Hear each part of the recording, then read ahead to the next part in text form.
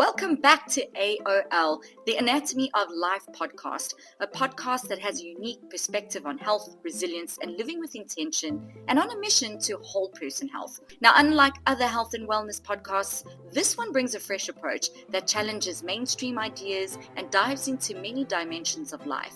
The intention is to help you improve, grow, transform, and manifest in all areas of your life. In season 1 of AOL, we defined what the word health meant to us, understanding that our health is the complete picture from what we eat to what we talk about, who we hang out with, and what we do for a living.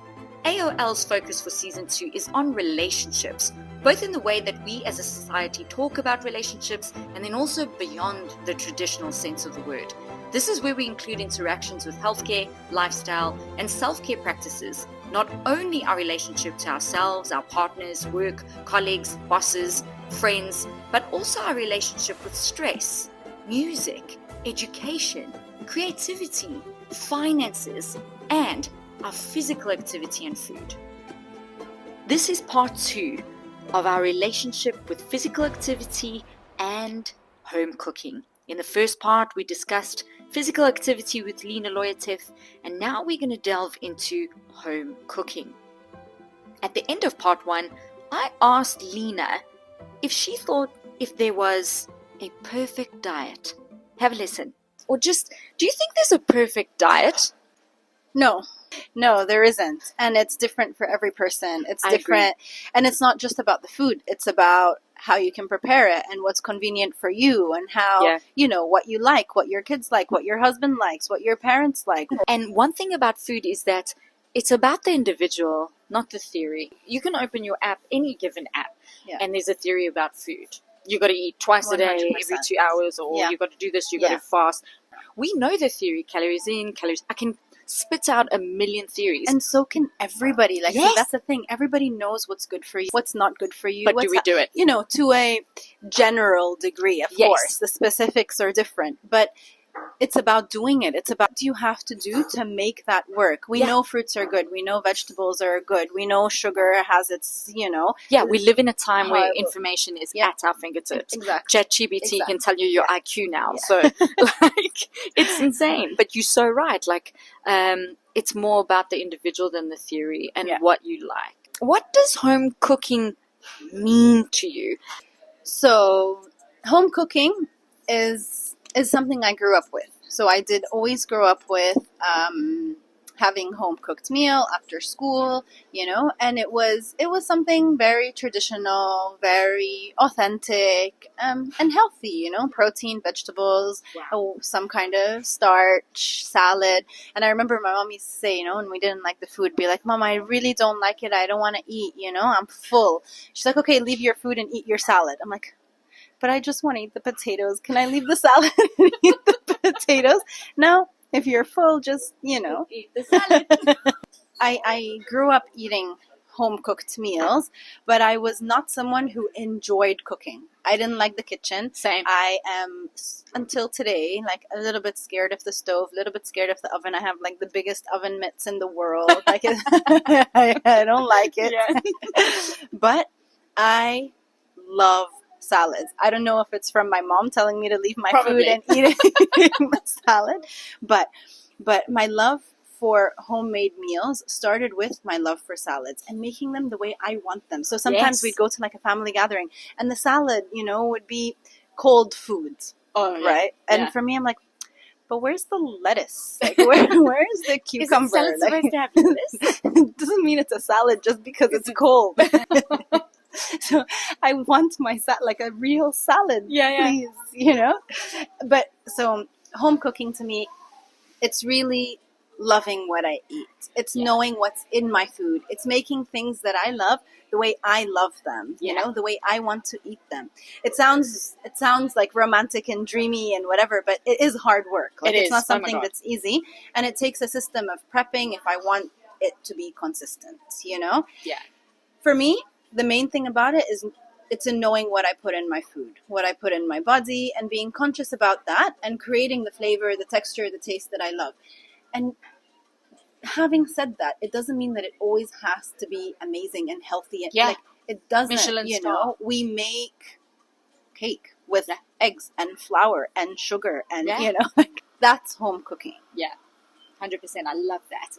So going from there, have you dieted a lot in your life? I've dieted, you know, well into my mid-20s. Since I was a teenager. A lot of women have dieted, and that's the culture we grew up in. That's the society that told us it is. The only that way part of is it. you have to diet. Yeah. I did everything from. So I watched my mom do Weight Watchers. I used to go with her to everything. My mom did everything. I remember her measuring her food, and so we get it instilled in us from such a young age. Yeah.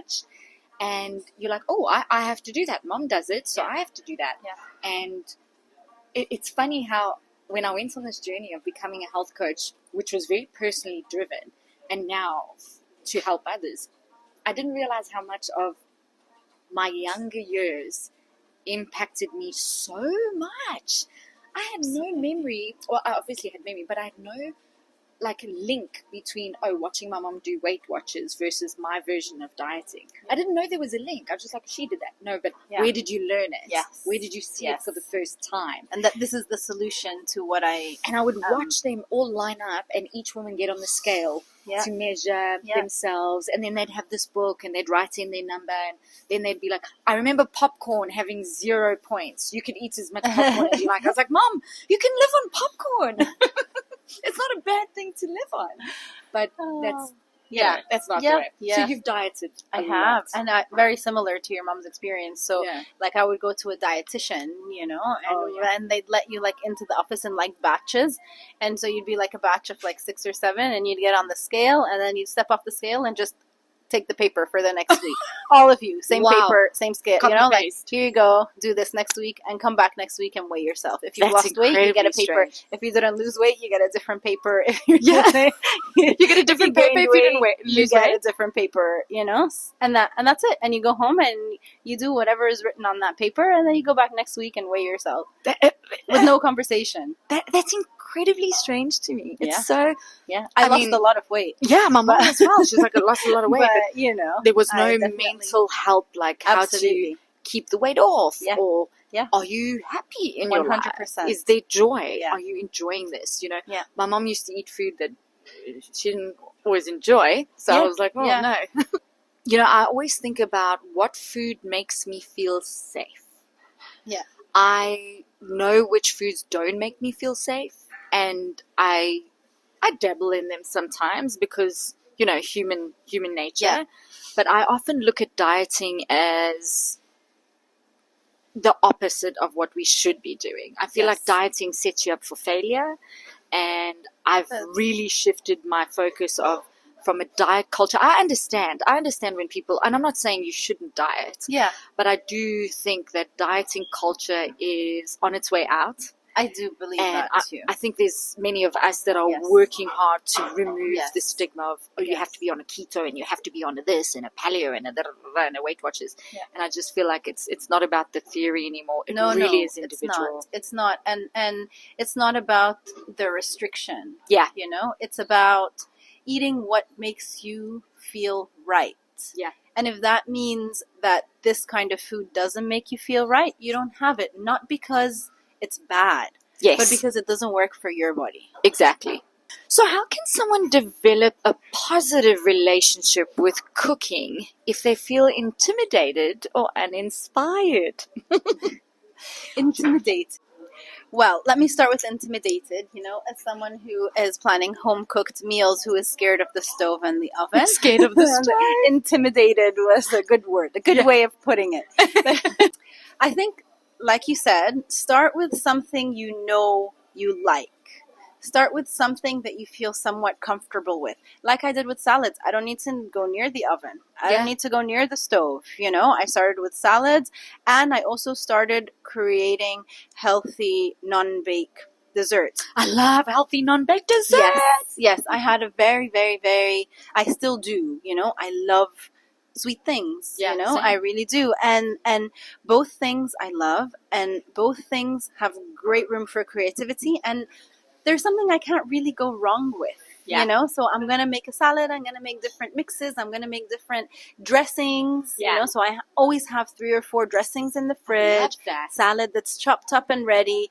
And then you, and I used to do the same with desserts, like date balls or granola bars made at home, or very quick kind of chocolate mousse type of thing, things like that you would make healthy and often can't go wrong, you know. And it was a step into the kitchen. It was a step in creating something that I like and having it in my house and being proud that, you know, okay, I made this time. What can I make next time? What can I make next? What can I add to it? How can I change the texture? How can I change the taste? Okay, then maybe I can dabble with making, you know, a quick roast vegetables, not a quick roast meal, you know. Roasted really vegetables. That's amazing. You know, simple. You're so right, because I too was very, and I'm sure there's a lot of listeners that are going to say, yeah, I don't use my kitchen, and we live in the Middle East, so anyone listening outside of the Middle East, we have something called talabat, which is similar to like Deliveroo, or if you're in South Africa, we have, I don't even know what we have in South Africa, but I haven't been there for so long, but everyone lives on a delivery type of app, and I get it, and it's cool, and there's, you know, do you, but you said something about being in your own kitchen. I was so afraid of the stove. I watched my mom cook. I watched my sister cook. I was a really good baker. But I'd never cooked like a full meal until I moved out. And I remember my husband teaching me to chop fresh garlic. And I was like, oh my God, I never knew it could. I always saw it in a tub. And this goes back to like how you grow up on food. My husband grew up on food that was very fresh. They had a lot of fresh produce. Also, you got to think about where you are geographically. What's available to you. So as much as, and it definitely has to be things that you like, but also see not only what you like, but what's available to you, and start to get, you were saying you like to see the things that are in your food, or have control over what's in your food. That's where these lines start to blur. What's available to me? Is it things that I like? Do I have to cook it, or can I just put it together really quickly? And start there, because it's such a nice base. I made my first energy ball during, I think it was before COVID or during COVID. I made energy balls. I was like, this is so easy. It's so simple. It's so delicious. I was like, oh my gosh. And I was lucky enough to have a husband that taught me how to cook fresh, because my mom was a working mom. She didn't have a lot of time. We lived 45 minutes away from literally everything. So she had to have things that were quick and easy. So we lived out of tins and frozen food. You saying that, and it's really important, especially for busy working moms and for everyone, honestly, that there is no shame in making life easier. So if frozen food is easier for you, it's still better than not having any idea what's in your food. I think you just healed a little part of me there. Because I was so embarrassed of, first of all, living so far out and shopping for an entire month. I remember my mom and my whole family would take a specific day of the month, and we'd go out into like the city, and we'd shop, and my mom would take a cooler bag with us because we were gone for so long, but we had to keep our frozen stuff frozen and in the car. And she would do her banking, she would do her shopping, and I have so much respect for my mom now, understanding that that's what she needed to do. Oh, that makes me emotional that you said it's okay, that absolutely do what you need to do. You know? And that's the whole, and it goes back to choices. It goes back to that, you know. And now I have tools for both. I know how to cook fresh, and I know how to cook when I need it. What role does meal preparation play in maintaining a balanced and healthy diet? And I know you and I are preparation queens. But it's funny that you ask this, because I just saw a meme. I don't know, like some kind of thing on social media, and it said meal prepping ensures that you have something slightly cold that's slightly old that you don't really feel like eating. Oh no! Well, I've heard I was a little bit insulted.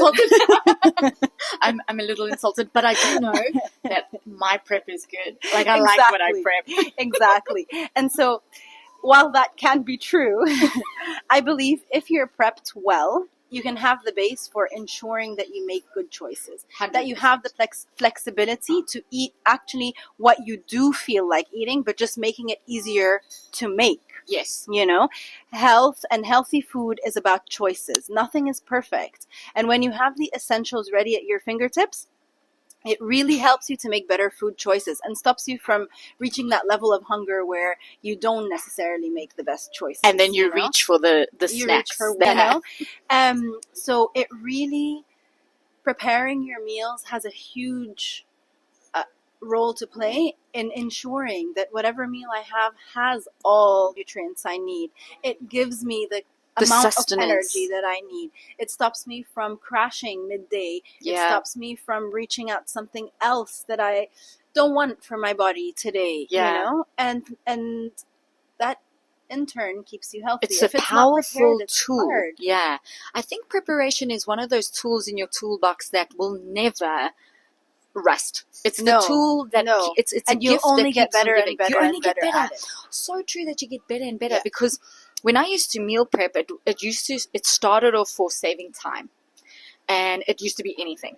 Yeah. So my husband and I, we would go out into the world and work, and in his, I used to have Melrose cheese and like little crisps and all these things, and then I would give him crudites here and there. He'd have some, so it was half playful, I would say playful loosely, and then half very regimented and clean. Yes. And now I know that I prioritize my preparation around the quality of ingredients over the quantity of calorie. Yeah. So I want better quality calorie and ingredients for better balance and satisfaction. The balance for me came in for the PCOS. I experienced what you talk about when you say crash. I would like bring myself to the brink of starvation, and because I was so busy and working myself to the bone, I'm like, I just don't have time. And that for me became a non-excuse because eating was non-negotiable. Types of food I was eating was non-negotiable. Preparation is non-negotiable. And I had to really live up to that lifestyle. You have to. It's one of those things, again, where if you don't put the work, you're not going to see the result. 100%. And whatever your goal is, you know, if your goal is to build muscle, if your goal is to lose weight, if your goal is to feel good and healthy and have like a sustainable amount of energy throughout the day, which, I mean, I don't know any human who wouldn't want that as a goal. And you know, I used to be like, I can live on peanuts, like a handful of peanuts. You cannot. Your body needs fuel. You cannot. You'll get injured. Even if you're not doing high intensity exercise, you will still injure yourself. If not in the sense of physicality, definitely biochemistry, like your chemistry. We spoke about the role of, meal preparation to play and maintain balanced part in your life. Now, do you think home cooked meals can influence emotional well-being? Yes, I told you we'd come back to this one. I love this question because a lot of people just think, food in, food out, calories in, calories out, and we don't realize that emotional stance that it plays. And it was the first sentence like I thought of is, I think all meals can influence emotional well-being, whether they're home cooked, whether they're store-bought, whether they're grandma made, whether they're, kids made at school, 100%. whether they're whatever, all meals can influence emotional well-being.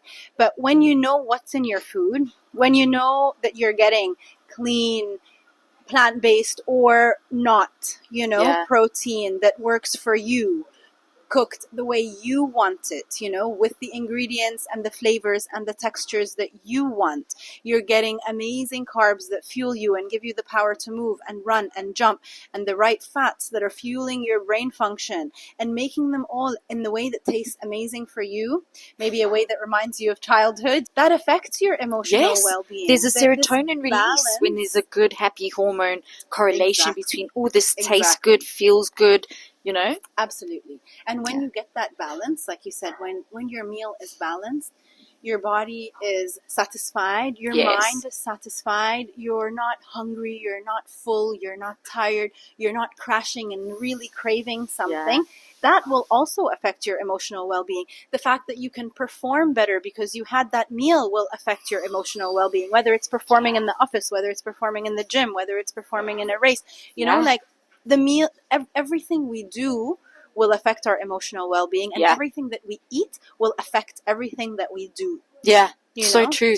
And So we often talk about the negative aspects of emotional eating, you know, and that we eat kind of to fill in gaps that need to be filled with other things and stuff like that. And that's true. There is a whole science behind emotional eating 100%. and how you can overcome that and empower yourself not to resort to food when it's not food Yes. that is what your body needs. However, we don't often talk about the positive emotional relationships that we have with food. We love food, the pleasure of cooking it, the pleasure of tasting it, the pleasure of sharing it, you know, the pleasure of growing up with it. There's a beautiful emotional relationship. I love it. My husband always laughs because he says, you're always experimenting in Yes. the kitchen. It's because I'm trying to teach myself, like, connect to the kitchen, connect to your food. What else can you do? Absolutely. And I have never met anybody else until I met you. When I watch your stories and you've made a new cracker and you've made something new, like you're like, oh, I tested this out. I'm like, yes, it's not just me. No, it's not. And this is a big struggle I feel for me sharing this content because I'm like, okay, now how do I tell them how to make it? Yes. Like, how did I make it? this? Step 1, take the pan out of the cupboard. You know, like a handful of throwing it together. And I'm going to be honest, I've made some things that you just shouldn't consume. Me too. And like someone would taste it, be like, you didn't follow a recipe for this, right? I'm like, no. But it's good, right? And they're like, no. Not quite. I love that. So, you know, what are some practical ways to make cooking at home more approachable and less time consuming? Again, no magical answer. Yes, I was hoping you'd say that. A game changer is preparing the things that can be prepared. Yes. All right. So give yourself flexibility for a week so you're not stuck with something that's a little bit old that you don't feel like eating. I love that. I have a something about that real quick, and then we'll come back to it. I started creating a list of meals that my husband and I, and from when he lived with his parents versus when I lived mine, I now have a list of like 50 meals. Yes. And then I try and interchange them because you can get redundant and like bored of what you eat. But yeah, as you were saying, you're right. And you kind of create through that meals. You have created a new set of meals for future generations. Oh, this is what I used to eat at. You're the parents, and you know, like, this is what I eat at my parents' house, and they'll meet someone who used to eat something different at their parents' house, and they will create their own list. Oh, I love this. And this is how you create your own traditions. Yes. And your own meals, like with your own spin on it. Absolutely. We've done that many times. We've got a few dishes where, you know, I actually saw a few dishes that my husband's family made and mine, and it's a similar dish, but there's different takes. But now he's taken some from his, I've taken some from mine, and we've made it our own. And it's so cool. This is the funniest thing that, like, I know in Egypt it's the case, right? We have many really traditional food, but they're made differently. Like, every grandma or every mom, has her own, you know. So you go in, like, maybe to your husband's family or to your wife's family, like, eating this whatever meal that you think is going to be, and you take a bite of it and you're like, this isn't what I expected. That's not that doesn't taste right. You don't add so-and-so, or you add a weird too much spice of this. to it. But that's what I love, is that it can be so individual. Keeping it simple. Preparing things that need to be prepped. I would say set one day a week, like you said you used to do, you know, and prepare a large batch of things that will last, you know, like cook a bowl of rice, a bowl of lentils, prepare your smoothie ingredients, you know, like in small containers or so small it's easy just to bag. pop it in. And you just wake up in the morning, take it out of the freezer, you put it in your blender, you're done. You have your breakfast. I love that. It's taking you 30 seconds to make.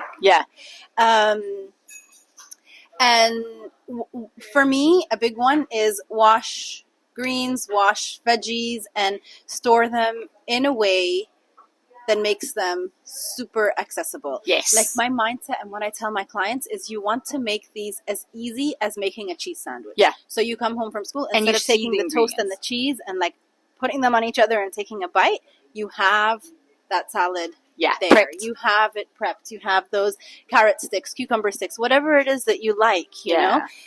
Some dips already prepared from that preparation. You can just grab and go.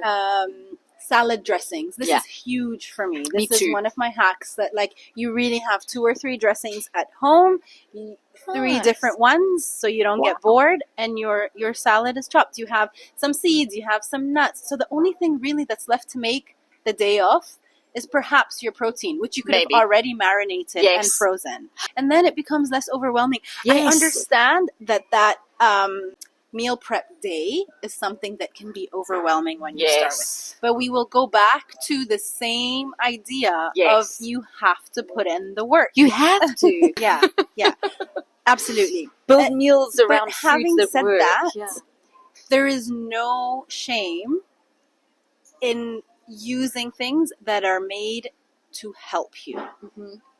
There are so many people, there's so many businesses now that can make this process so much easier for you. As long as you know and trust the source, you can get your broth, you can get your stock, you can get tomato sauce, you can get mushroom sauce, you can get, if you have that accessibility to make your life easier, do it. Get it. Do it. As long as you know what's in it.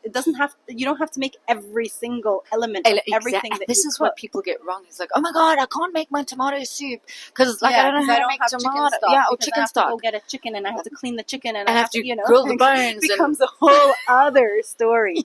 That's one thing. If you do want to make your chicken stock, is something that you can prep for the month. And you freeze and you have it. Do you make your own chicken broth? We do make our own chicken stock. I'm going to learn how to make my chicken broth, my bone broth. I don't make broth. I don't make bone broth. Stock. I just make chicken stock. That's hard. I buy the bone broth. That's amazing. I love buying my bone broth. Guys, bone broth is one of my new hacks in my life as I get older. It's an amazing flavor thing as well. Amazing. So I don't drink it. Oh, I drink mine. Yeah. I don't drink it. I cook with it. And if someone has kids, I add it to their pasta because, kids will only eat pasta with salt. And maybe ketchup. So if I've added 3 or 4 tablespoons of bone broth to that pasta, at least they get something. Okay. So, what is a simple recipe or cooking hack you think everyone should know? Remember your layered steamer? That's not my cooking hack, but one pot meal. If you can put it all in one place. I just wrote that because you'll one pot meals or one pot oven roasted, like the chicken. Also another recipe that is so easy to make. For me, I have to have a healthy, clean dessert at home. Ooh. And so I get bananas, cocoa powder, peanut butter. Yum. A tablespoon of baking, but see how I didn't give you any measurements, right? So put in a couple of bananas. You've got to figure the texture. What does it make? Is it a biscuit? It makes a brownie. Oh, yes. I add some honey because I like it to be just a little bit sweet. So I add a little bit of raw honey to it, but I put it in the blender and I put it on a baking sheet. Pop it in the oven. That's it. 20 minutes. Amazing. So I'm also one pot person. I love a quick stir fry with vegetables, lean protein, and something that can be adapted to fit in any cuisine or dietary preference. Absolutely, yeah. And then, how does home cooking tie into the holistic approach to health coaching? It is. Yeah. It is. And it took me a hot second. little while, to think about. Yeah. But home cooking and the holistic approach. All right. So the holistic approach, I feel, for me, is embedded very much in education. So it's knowing what works for you, knowing good food from better food from excellent foods. Yes. Knowing what is food and what isn't, because we're also eating food-like substances now that are made in factories, Twisted. So you want to create this empowered educational approach so that individuals can be in charge. They're in charge of their nutrition, well-being. They're in control. Yes.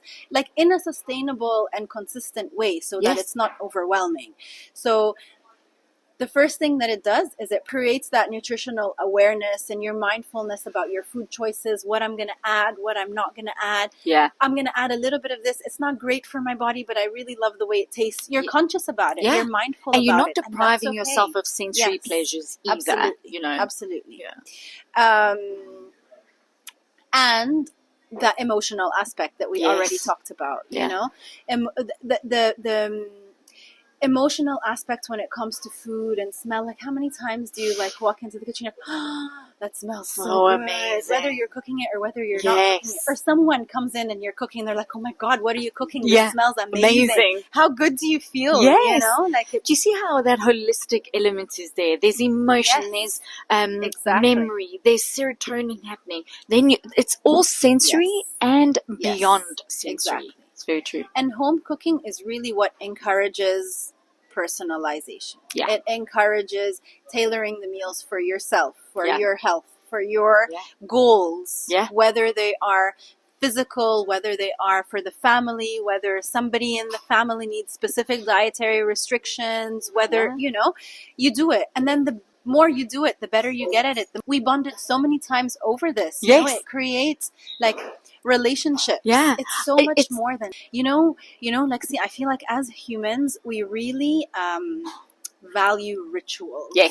You know, we're very when ritual. You wake up in the morning and you want to drink your coffee, not necessarily because you need a coffee, but because you want to make it, you know, that element of like, I wake up and I open the tin or the jar. It's the whole ritual. And I put it in the coffee machine and I choose the mug that I like to drink my coffee in, and I get the smell and I add the milk that I like. You know, how individual your coffee is. True. It's so hard to make a coffee for somebody. Added something to my lemon water, by the way. Speaking of hacks, in this winter season, I usually have my lemon water quite warm, but I've made it like room temperature now because I add a spoon of elderberry syrup. Oh, yeah. I feel like you've told me about elderberry before. Oh, it's so good. Yeah. It's so good. And it's made with raw honey. So it's something that is, I buy, but I know that it's made in someone's home and I trust this person. Nice. I do not make the syrup myself. Wow. Imagine. Oh my God. I'd be like, okay, that's a whole nother story. I buy it, but it has added this like soury, berry-ish honey taste to the lemon water. And it's amazing for immunity. I was going to ask, what are the benefits of the elderberry? So the reason I do it is mainly for immunity. So how can we foster a cultural shift back to valuing cooking at home, especially for busy families? So we've been talking so much about rituals, right? And I feel like the way to do this, again, there is no easy magic way. There is no, you know, you have to have the time. You have to put in, not have the time. You have to make the time and put in the effort. But you can make it fun. So prepping for the week as a family, for example, you know, make it an activity. And I feel like, especially for busy families, talk to your children about food, about the colors of the rainbow, about how to incorporate them and their opinions and their thoughts in the meals they're going to eat too. Ask the opinion. Members of the household. So create a meal plan together, you know, put on music, dance, move your body as you prep, you know, do that and let them add things that they want. Again, like I had mentioned, we thrive over rituals as a family. And if this as humans, and if this becomes a family ritual, it's going to be something that you all look forward to rather than it being a chore. I was just going to say that. I'm like, it's not a chore. It becomes an activity. It's an activity we're all doing together. So let's decide, you know, what's going to be our breakfast for the morning. Do we want to make egg muffins? One person maybe wants egg muffins. So we're going to make one tray of egg muffins, and another person wants oats. We'll make like oats. Yeah. And they'll be in charge, you know, and you kind of do it together as a family. One person will wash and chop. It's not doom and gloom. It's not doom and gloom. No. But it's not easy to insist on doing it, you know. But when you find the benefits, when the kids, when that meal comes out that they cooked or that they added, that they, you know, like, oh, I chose these sense of achievement. Oh, I said I want egg muffins and I put the spinach, you know. You know, teaching them agency. We all have agency over every choice. We all have choice. Yeah. You know, I remember being at my own house and not wanting to eat peas. So my mom said, cool, we're not going to have peas in this one. If it affected the whole family, I would just pick my peas out. Yeah. But she went out of her way to make sure that I knew I also had choice. Absolutely. And I think that's vital for, especially in your informative years, when you are growing as a family and you're teaching your kids to have choice. To inform that and get them involved is such a vital part. I do believe it. You know, at the same time, I understand that it's not something easy and that it's something that requires you Practice. to really block out the time for it. But you also want to avoid being overwhelmed, you know, like I don't have to prep everything we're going to eat for the whole week, you know, that's going to take the whole day. You know? Like I think start with what stops you from cooking at home. That's where you start the prep from, you know. And like I said, there is no shame in getting outsourcing what you can outsource and what you need to. It's great. This is, you're helping businesses. You're helping people with they're making stuff to make your life easier. Use it. But you hit the nail on the head, because we often give ourselves so much hard work, and we want to be perfect, but we all know we're not. We're not, and we don't need to be. There's no such thing. To be. No, there's no such thing. I always say to them, don't strive for perfection. You're striving for something that's not tangible. Strive to practice. Absolutely. And enjoy the process of becoming. For perfection, you'll hurt yourself. And you don't give yourself room for failure. And failure is where your growth happens. Failure is vital for anything in your life. I really encourage people to fail. And people look at me like, what are you talking about? I'm like, yes, go fail. I've failed so many times. And those were the best turning points of my life, was when I failed, when I made the mistakes. Because we're all here for the first time. This day, I've never lived this day before. I'm not going to live tomorrow yet.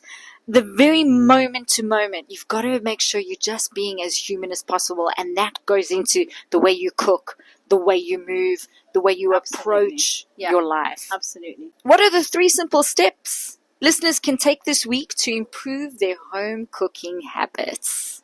So the first one is no surprise. And I will say, like, plan and try to prep ahead. Try to prep just one thing that you usually struggle with. Like I don't like making rice, you know, but my family really likes rice. So I make it once, maybe twice a week, and I make the batch. And that's it. Whoever wants rice with their food, it's ready. You can have I'm not rice. going to make rice every day. But it, like, planning ahead also kind of decreases that, like, fatigue of like opening the freezer every morning. What are we going to eat? So true. The second thing is I would challenge you to experiment with one new ingredient or one spice, one flavor, something that you can add for this week.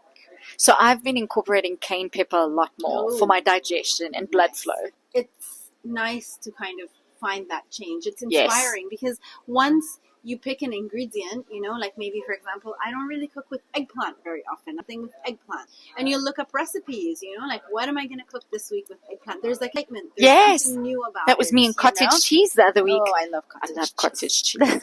And then I would, one more item, another challenge is one healthy swap.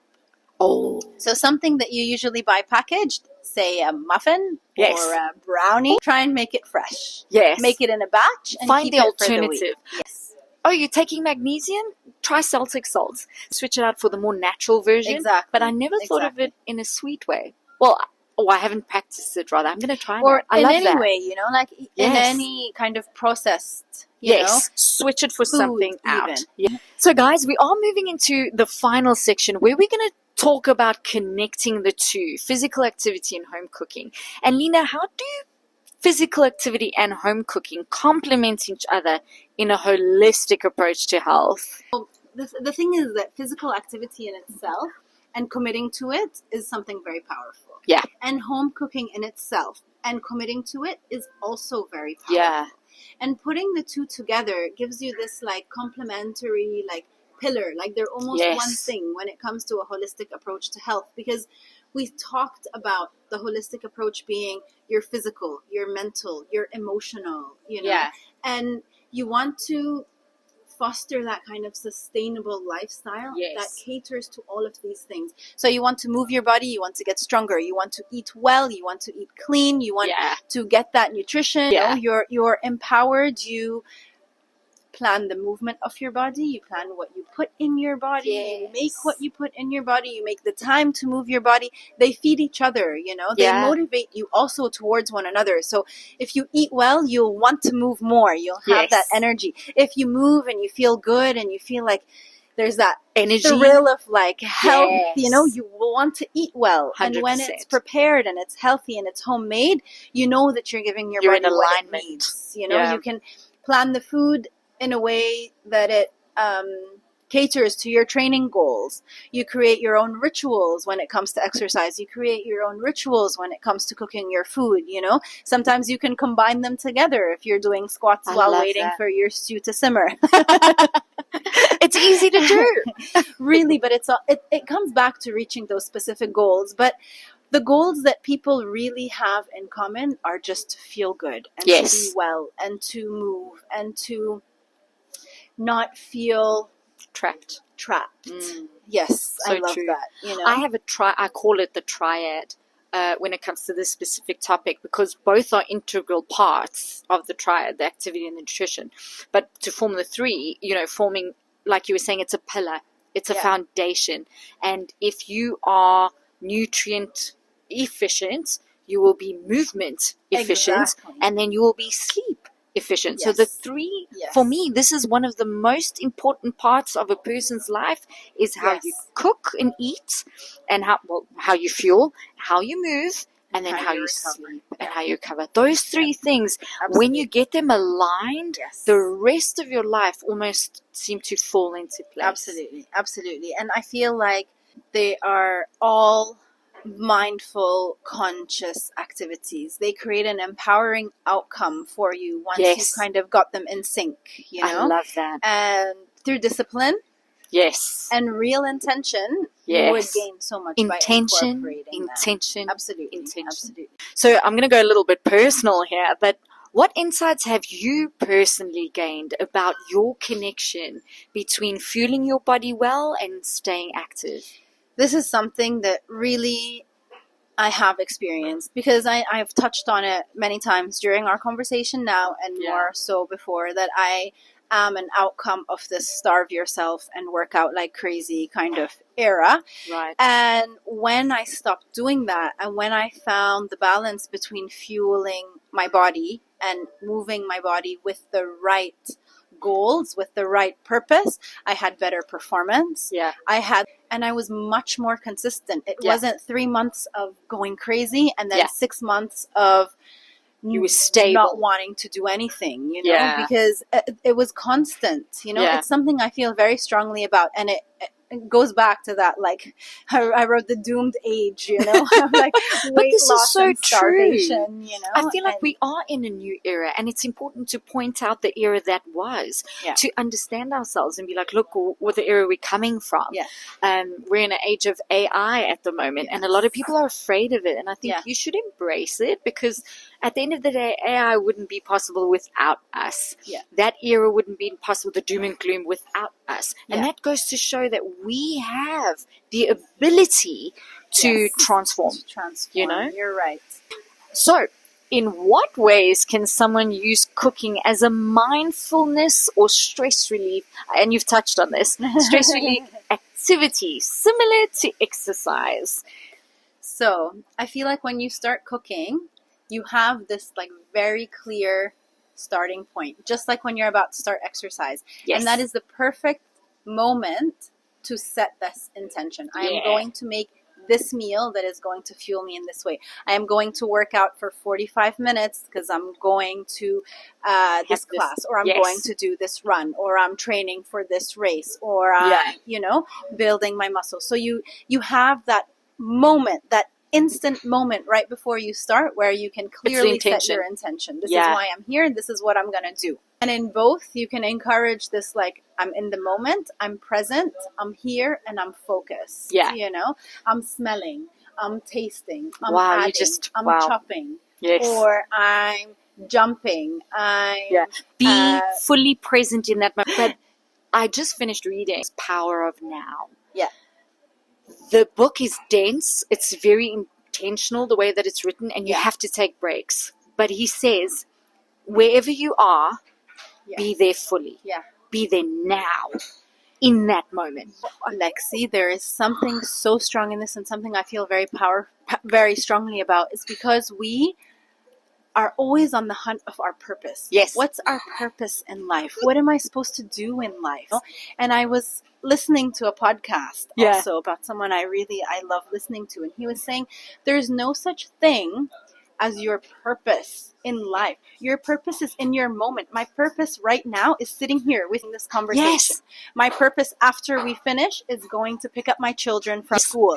That is my purpose. When I'm watching their football game is to watch their football game, support, be their mother, be their, my purpose when I'm cooking is cooking to fuel my body.